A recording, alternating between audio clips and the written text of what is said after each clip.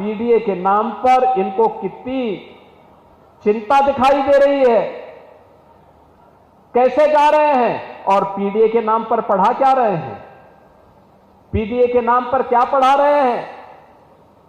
यानी समाजवादी पार्टी की सरकार है, याद करिए, यह वही सरकार है जब इसकी सरकार के समय ग से गणेश पढ़ाया गया था। पहले की बीजेपी की सरकार में, सर्वदेव कल्याण सिंह जी की सरकार में, तो समाजवादी पार्टी ने कहा था ग से गणेश नहीं, ग से गधा होता है। और इन्होंने बच्चों को क्या पढ़ाना शुरू किया था। और आज भी अ का मतलब अनार से नहीं, अमरूद से नहीं, अ से क्या पढ़ाया जा रहा है। यह समाजवादी पार्टी का पुराना संस्कार है, जहां पर भारतीय जनता पार्टी बच्चों को संस्कारों के साथ जोड़ करके विघ्नहर्ता ग से गणेश के नाम पर पढ़ाती थी। वहीं समाजवादी पार्टी ने गणपति की भी अवमानना करते इन्होंने ग से गधा पढ़ाने का काम किया था। तो स्वाभाविक रूप से गधे जैसी बुद्धि भी उनकी हो गई है। और इसीलिए आज बच्चों की शिक्षा के उन्नयन के लिए जब प्रदेश की डबल इंजन की सरकार कार्य कर रही है, तो इस समय इनके लोग जाकर के राजनीतिक गतिविधियों का केंद्र विद्यालयों को बनाना चाहते हैं। बहनों और भाइयों, कौन नहीं जानता है कि समाजवादी पार्टी ने प्रदेश की शिक्षा व्यवस्था को कैसे तहस नहस कर दिया था, कैसे किया था। हर व्यक्ति जानता है। शिक्षा के स्तर को गिरा दिया था, शिक्षकों की भर्ती नहीं की थी, लगातार भाई भतीजेवाद के नाम पर प्रदेश के अंदर पूरी व्यवस्था को छिन्न भिन्न करने का काम किया था। एक हर जिले में इनके माफिया थे। वन जनपद एक माफिया, एक जनपद एक माफिया के नाम पर, वन डिस्ट्रिक्ट वन माफिया के नाम पर प्रदेश को दंगों की आग में झोंका था। अराजकता का तांडव हुआ था।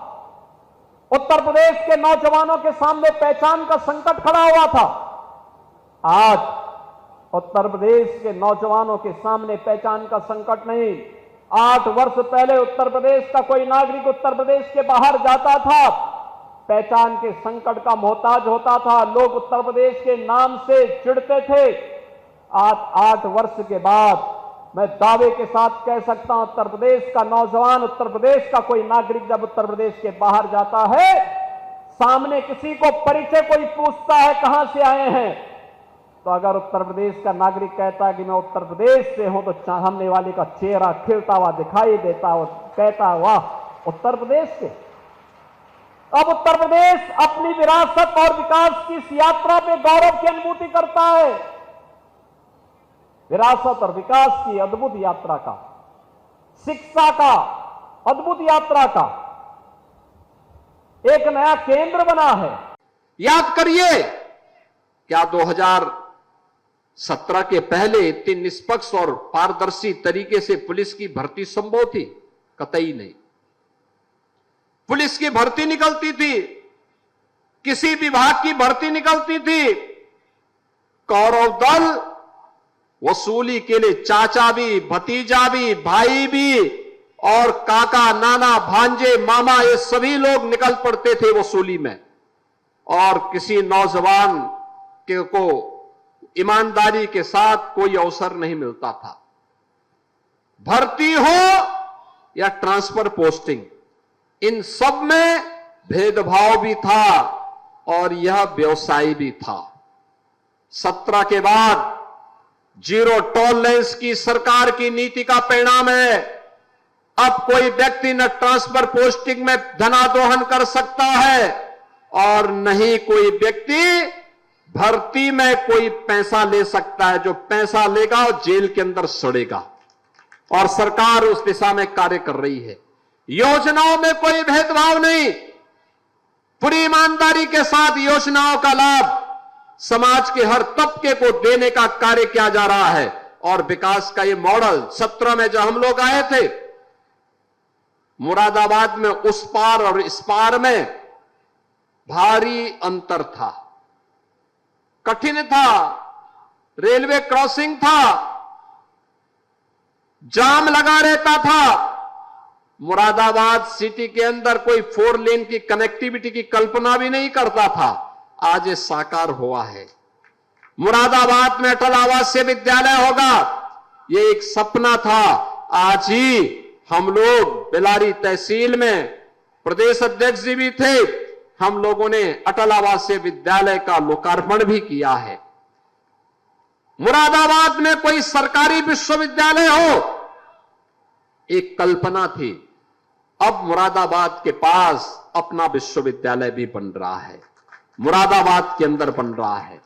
आज अकेले मुरादाबाद 11 से 15 हजार करोड़ रुपए के अपने स्वयं के उत्पाद को एक्सपोर्ट करता है। 2017 के पहले यह अराजकता की भेंट चढ़ी हुई थी।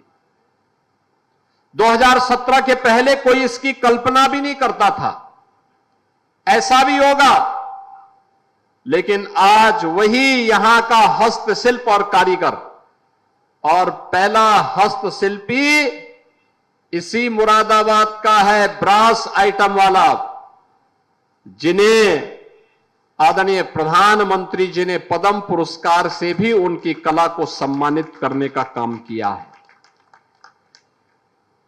यानी कभी समाज को बांटने वाली समाजवादी पार्टी की सरकार में सामाजिक ताने बाने को छिन्न भिन्न करके जाति के नाम पर, क्षेत्र के नाम पर, भाषा के नाम पर और तमाम वाद के आधार पर सामाजिक ताने बाने को छिन्न भिन्न करने का काम किया जाता था।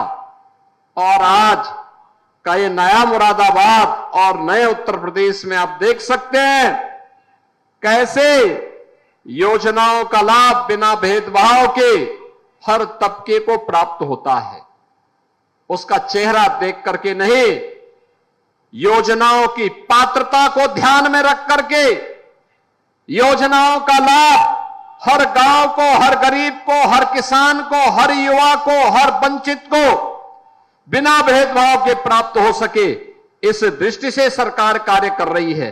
एक तरफ गरीब कल्याणकारी योजनाओं का लाभ सबका साथ, सबके विकास के भाव के साथ ये डबल इंजन की सरकार दे रही है, दूसरी तरफ एक नया विजन, युवा को रोजगार मिलना है। अकेले मुरादाबाद में पीएसी में, पीटीएस में और यहां की आरटीसी में 5300 युवा उत्तर प्रदेश पुलिस की ट्रेनिंग भी प्राप्त कर रहे हैं। याद करिए, यही प्रदेश है 17 के पहले समाजवादी पार्टी की सरकार के समय हर जनपद में 1, 2, 4 माफिया इनके तैयार किए गए थे। वे माफिया थानों में, तहसीलों में जिले के संसाधनों पर कब्जा करके, गरीबों की जमीनों पर कब्जा करके, एक व्यापारी को तबाह करके पूरे जनपद में हाहाकार मचाता था। दंगाई, खुलेआम गुंडागर्दी करते थे, आगजनी करते थे, बहन बेटी और व्यापारियों की सुरक्षा के साथ खिलवाड़ करते थे। लेकिन 2017 के बाद यही पुलिस आज उन सब दंगाइयों के लिए, उन माफियाओं के लिए जब काल बनकर के टूट पड़ी है, तो आज आप देखते होंगे कि दंगाई और माफिया गायब हो गए हैं। अब 1 डिस्ट्रिक्ट 1 माफिया नहीं, बल्कि उत्तर प्रदेश की पहचान अब हो रही है 1 डिस्ट्रिक्ट 1 मेडिकल कॉलेज से, 1 डिस्ट्रिक्ट 1 प्रोडक्ट से आज उत्तर प्रदेश अपनी पहचान को आगे बढ़ा रहा है। बहनों और भाइयों, ये नए उत्तर प्रदेश की नई पहचान है, जहां पर सुरक्षा भी है, समृद्धि भी है, गरीब कल्याणकारी योजनाओं का लाभ बिना भेदभाव के हर गांव, हर गरीब, हर किसान, हर नौजवान और हर नागरिक को प्राप्त हो रहा है। तो साथ ही साथ प्रदेश में इंफ्रास्ट्रक्चर डेवलपमेंट के भी नए नए मॉडल, कहीं मेट्रो, कहीं हाईवे, कहीं एक्सप्रेस हाईवे, कहीं एयरपोर्ट, ये सभी प्रभावी ढंग से आगे बढ़ाने के काम हो रहे हैं। बाईपास का निर्माण हो, ब्रिजेज का निर्माण हो, फ्लाईओवर और रेल ओवर ब्रिजेज के निर्माण के कार्य हो, गांव की कनेक्टिविटी को और बेहतर बनाने का कार्य हो, ये सभी कार्य हम लोग तेजी के साथ आगे बढ़ाने